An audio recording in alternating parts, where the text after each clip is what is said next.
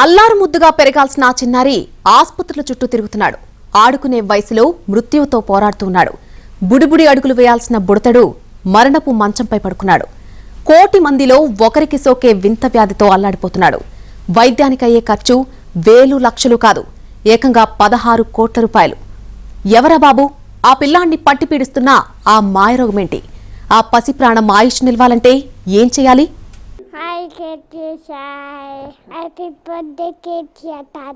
Hi uncle, happy birthday KCR తాత అంటూ ఆప్యాయంగా పలకరిస్తున్న ఈ బాబు పేరు అయాన్ష్. హైదరాబాద్ నల్లగండ్లలో ఉంటున్న యోగేష్ గుప్తా, రూపాల్ గుప్తాల కొడుకు. యోగేష్, రూపల్ ఇద్దరూ సాఫ్ట్వేర్ ఇంజనీర్స్. మంచి జీతం, ముద్దులోలికే చిన్నారి. ఇంకేముంది, హ్యాపీ లైఫ్. ఇలా ఆడుతూ పాడుతూ సరదాగా సాగుతున్న వీరి లైఫ్లోకి ఓ మహమ్మారి అడుగుపెట్టింది. అయాన్ష్ను మాయదారి రోగం చుట్టుముట్టింది. ఇప్పుడు ఆ చిన్నారి మృత్యువుతో పోరాడుతున్నాడు. పుట్టినప్పటి నుంచి హెల్దీగా ఉన్న అయాన్ష్ 6 నెలల తర్వాత నుంచి పాలు తాగడానికి ఇబ్బంది పడుతున్నాడు. శ్వాస తీసుకోవడం కూడా కష్టతరంగా మారింది. పడుకున్న చోట నుంచి కదల్లేకపోతున్నాడు. బోర్లా పడటం లేదు. నిల్చోవడం, నడవటం అసలే లేవు. పేరెంట్స్ కంగారు పడ్డారు. చంటి పిల్లాడికి ఏమైందోనని టెన్షన్ పడ్డారు. ఆస్పత్రికి వెళ్లారు. అన్ని రకాల టెస్టులు చేయించారు. Ayansh is already 2.8 years old, but he cannot stand, he cannot walk, he cannot sit properly. All his muscles are weakening. It's a deteriorating disease. So at the moment he is facing problems even in eating food. He has never eaten any solid food till now.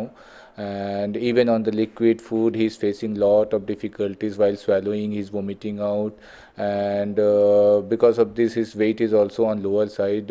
His weight is only 10.5 kg. Doctors are keeping a track on his progress, and they suggested that he should be put on BiPAP while sleeping. So he has to be kept on BiPAP machine for 12 to 14 hours. He has been doing physiotherapy since 9 months. He has a proper routine because we don't want to take any risk with his life. అందంగా ఉన్న ఈ బుడతడు ఎంతకాలం బతుకుతాడో చెప్పలేం. ఎందుకంటే దేవుడికి ఇతడిపై చిన్న చూపు కలిగినట్లుంది. అందుకే లోకం చూడకముందే లోకానికి దూరం చెయ్యాలనుకున్నాడో ఏమో ఇలా పగబట్టాడు. కోటి మందిలో ఒకరికి వచ్చే స్పైనల్ మస్క్యులర్ అట్రోఫీ అనే అరుదైన జబ్బు అయాన్ష్కు సోకిందే. జన్యు క్రమానికి చెందిన rare disease spinal muscular atrophy. ఇది పిల్లల కండరాలను బలహీనపరిచి పాలు తాగేందుకు, ఊపిరి పీల్చుకునేందుకు ఇబ్బంది పడేలా చేస్తుంది. ఎదిగే క్రమంలో కనీసం సరిగ్గా కూర్చోలేరు కూడా. అంటే ఎదుగుదల ఆగిపోతుంది. డిసీజ్ సోకిన 5 ఏళ్లలో చనిపోతారు. బతకాలంటే మాత్రం చాలా డబ్బు కావాలి. మాట్లాడటం, నవ్వటం, ఏడవడం, అందరినీ గుర్తుపట్టడం బాగానే ఉన్నా పాలు తాగకపోవడం, శ్వాస తీసుకోవడానికి ఇబ్బంది పడటం, నిల్చోవడానికి, నడవడానికి రాకపోవడం అయాన్ష్కి కష్టంగా మారింది. ఇదే ఇప్పుడు ఆ పేరెంట్స్కు భరించలేని బాధను కలిగిస్తుంది. కన్న బిడ్డకు ఇలాంటి జబ్బు చేయడంతో వాళ్లు తల్లడిల్లిపోతున్నారు. భారత్లో ఎస్ఎంఏ వ్యాధిపై పరిమిత అవగాహనే ఉంది.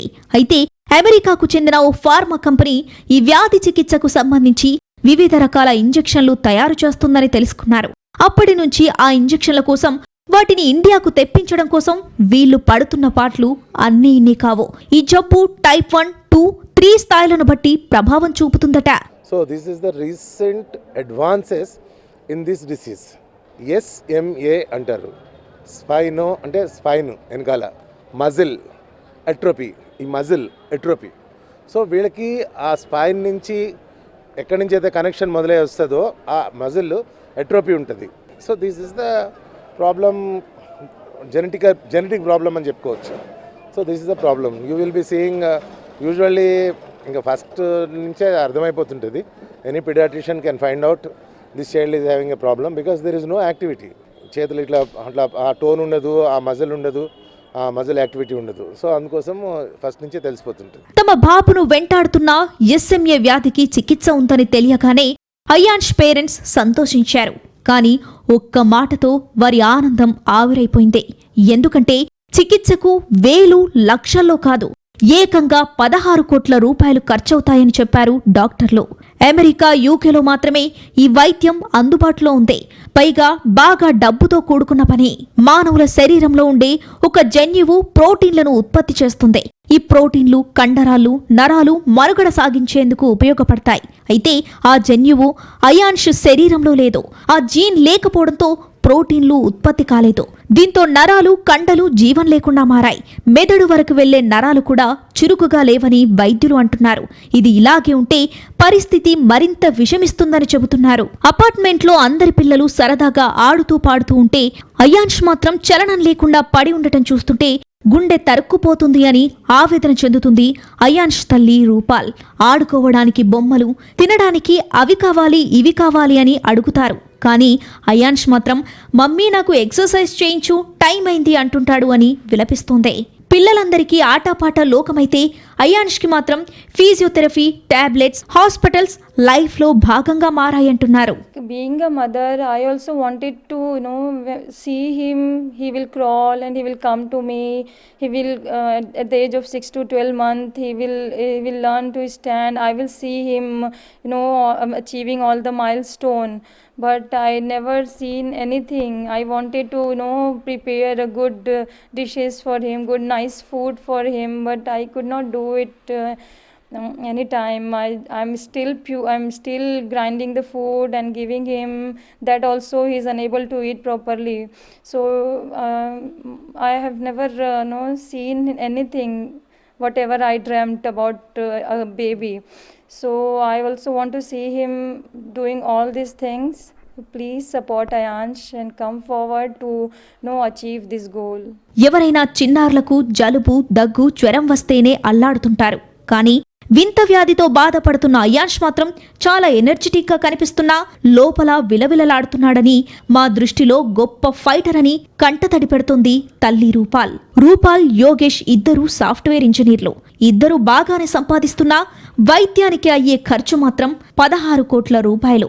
అంత మొత్తంలో డబ్బు కూడగట్టడం కష్టతరమే. ఇలాంటి జబ్బే ముంబైలోని తీరా అనే పాపకు కూడా ఉందని తెలుసుకున్నారు. వారు ఫండ్ రైజింగ్ కార్యక్రమాలతో వైద్యానికి కావలసిన డబ్బును సమకూర్చుకుంటున్నారు. ఇదే తరహాలో రూపాల్, యోగేష్ ఫండ్ రైజింగ్ కి పూనుకున్నారు. ఇది చాలా అరుదైన జబ్బు కావడంతో దీనికి మన దేశంలోనే కాదు ఎక్కడా మందు దొరక్కపోవచ్చు. అయినా కొన్ని విదేశాల్లో మాత్రమే దొరుకుతుంది.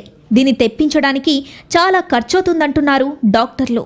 50-60 సంవత్సరాల క్రితం మనం ఎస్టాబ్లిష్ చేసినా కూడా వీళ్ళ నెంబర్ చాలా తక్కువ ఉంటుంది కాబట్టి వీళ్ళ మీద రీసెర్చ్ చేయాలంటే కూడా చాలా ఎక్స్పెన్సివ్ ఉంటుంది. బట్ ఇండియన్ కరెన్సీలో మాట్లాడితే అది 15 crores అట్లా ఉంటుంది. అది because that cost like that less than 2 years Indian కరెన్సీలో. But nowadays the another company also it has come up with still in trials. ఇండియాలో దొరకట్లేదు, ఇండియాలోకి మార్కెట్లోకి రాలేదు. There is one more company, they have come with new molecules. Usually వీళ్ళు research చేస్తారు కాబట్టి ఒక 50 సంవత్సరాలు అట్లా రీసెర్చ్ చేస్తారు కాబట్టి ఇనీషియల్ ప్రైస్ చాలా ఎక్కువ ఉంటుంది, కొనుక్కునే వాళ్ళ నెంబర్ కూడా చాలా తక్కువ ఉంటుంది కాబట్టి. సో ప్రస్తుతానికి ఒక డ్రగ్ అవైలబుల్ ఉంది అబ్రాడ్లో, టైప్ 1, టైప్ 2, టైప్ 3కి మూడిట్లకి. After 2 years especially they are preferring that అది కూడా చాలా కాస్ట్ ఉంది. ఇండియన్ కరెన్సీలో చూస్తే 2 to 3 crores పర్ ఇయర్ ఖర్చు అవుతుంది. ముంబైకి చెందిన మిహిర్ అనే సాఫ్ట్వేర్ ఇంజనీర్ కూతురు తీరా వైద్యం కోసం కావలసిన 16 కోట్ల రూపాయలు ఫండ్ రైజింగ్ తో పోగయ్యాయి. కానీ మరో చిక్కు వచ్చి పడింది. కేవలం ఇంజెక్షన్ ఖరీదే 16 కోట్లు. అమెరికా నుంచి వైద్యానికి కావలసిన ఇంజెక్షన్లు, మందులు ఇండియాకు తెప్పించాలంటే 1.25 లక్ష చిక్కులున్నాయి. ఇంత పెద్ద మొత్తాన్ని ఎలా చెల్లించాలో కూడా తెలియదు. దీన్ని ట్రాన్స్ఫర్ చేయడానికి ఎక్స్చేంజ్ ఫీజు చెల్లించాలా లేదా అని అయోమయంలో పడ్డాడు మిహిర్. మందు గురించి డాక్టర్లు వివరిస్తున్నా ఆ మెడిసిన్ను ఎలా తెప్పించాలో ఎవరూ చెప్పలేకపోతున్నారు. అదే ఇప్పుడు వీళ్లకు పెద్ద తలనొప్పిగా మారింది. యాక్చువల్లీ రేర్ అనే చెప్పాలి. బట్ ఎక్కడ మన స్టేట్లో ఎక్కడ డెలివరీ అయినా ఇట్లాంటి ప్రాబ్లం ఉన్న కేసుని మన దగ్గరికి పంపిస్తారు కాబట్టి మనకి కొంచెం అంటే ఇన్స్టిట్యూట్లో చూస్తాము, గుడ్ నెంబర్ ఆఫ్ కేసెస్ చూస్తాము. And that is how the students will learn from those cases. That is one advantage. And these cases ఏంటంటే డయాగ్నోస్ చేయాల్సి వస్తుంది. ఒకటేమో జెనెటిక్ అనాలిసిస్ చేస్తే దొరుకుతుంది, లేదు అంటే ఒకసారి మజిల్ బయాప్సీ చేసి we will find out this so and so thing is wrong అనేసి. So this is the problem అంటే డయాగ్నోస్ చేయడానికి genetical analysis is the best. We will do like that. ప్రాణరక్షణకు అవసరమయ్యే ఔషధాలకు కస్టమ్స్ సుంకాల నుంచి మినహాయింపు ఉంటుంది. అయితే ఈ మందు ఆ జాబితాలో ఉందో లేదో తెలియదు.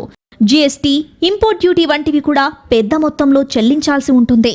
అయాన్ష్ వైద్యానికి సాయం చేయాలని ఇన్స్టాగ్రామ్, ఫేస్బుక్, ట్విట్టర్ ఇలా అన్ని రకాలుగా సోషల్ మీడియాలో ప్రార్థిస్తున్నారు రూపాల్, యోగేష్. ఇప్పటి వరకు 2 కోట్ల రూపాయలు సమకూరాయి. మరో 14 కోట్ల రూపాయల వరకు కూడగట్టాలి. ఒకవైపు ఆయాన్ష్ వయసు పెరిగిపోతుంది. ఈ తరహా జబ్బు ఉన్నవారిలో 5 ఏళ్లలోపు చికిత్స అందించాలి, లేదంటే ప్రాణానికే ప్రమాదం. దీంతో సాయం కోసం శతవిధాలా ప్రయత్నిస్తున్నారు. తెలంగాణ ప్రభుత్వం స్పందించి తోచినంత సాయం చేయాలని ప్రాధేయపడుతున్నారు. మంత్రి కేటీఆర్ స్పందిస్తారన్న ఆశతో ఉన్నామంటున్నారు. రాజకీయ నాయకులు, వ్యాపారవేత్తలు, కార్పొరేట్ కంపెనీలు, స్వచ్ఛంద సంస్థలు స్పందించాలని ఆయాన్ష్ తల్లిదండ్రులు కోరుతున్నారు. స్పందించే హృదయాలు Yes Bank account 70070171171573, IFSC, YAS, BOC, MS, NOC, Google Pay, PhonePe చేయాలనుకునేవారు సపోర్ట్ ఆయాన్ష్ 1 ఎస్ బ్యాంక్ లిమిటెడ్ నెంబర్కు అమౌంట్ పంపగలరని ఆయాన్ష్ తల్లిదండ్రులు వేడుకుంటున్నారు. ఇలాంటి అరుదైన జబ్బులను బేబీ కడుపులో ఉన్నప్పుడే చేసే స్కానింగ్ల వల్ల అతడి కదలికలను గుర్తించాలని, లేకపోతే ఇలాంటి పరిస్థితులే ఎదురవుతాయని అంటున్నారు డాక్టర్లు. అంటే కడుపులో ఉన్నప్పటి నుంచి కూడా తెలిసిపోతుంటుంది. అంటే ఇట్లా మూమెంట్స్ ఉండవు, కడుపులో క్వికనింగ్ అంటారు, మదర్ కడుపును తన్నటము ఇట్లాంటివి చాలా తక్కువ ఉంటాయి. పుట్టిన వెంటనే కూడా వాళ్ళకి యాక్టివిటీ ఉండదు, మూమెంట్స్ ఉండవు. సో వీళ్ళకి ఏమవుతుంది, ఫీడింగ్ డిఫికల్టీ ఉంటుంది, ఊరికే చోక్ అయిపోతుంటుంది, ఊరికే నిమోనియా వస్తుంటుంది. So this is called SMA type 1, type 2, type 3, 3 రకాలు ఉంటాయి. ఏదేమైనా ఇప్పుడు ఆయాన్ష్ మరణం మంచం మీద ఉన్నట్లే. అంత డబ్బు సమకూరాలంటే చాలా కష్టం. ఒకవేళ ఆ డబ్బు సమకూరినా ఆ ఇంజెక్షన్ ఎలా తెప్పించాలి, వాటి వివరాలేంటి అన్నది ఎవరూ చెప్పలేకపోతున్నారు. అదే ఇప్పుడు కష్టంగా మారింది. వీటన్నింటినీ దాటుకుని అయాన్ష్ దీర్ఘాయుష్యుతో బయటపడాలని కోరుకుందాం.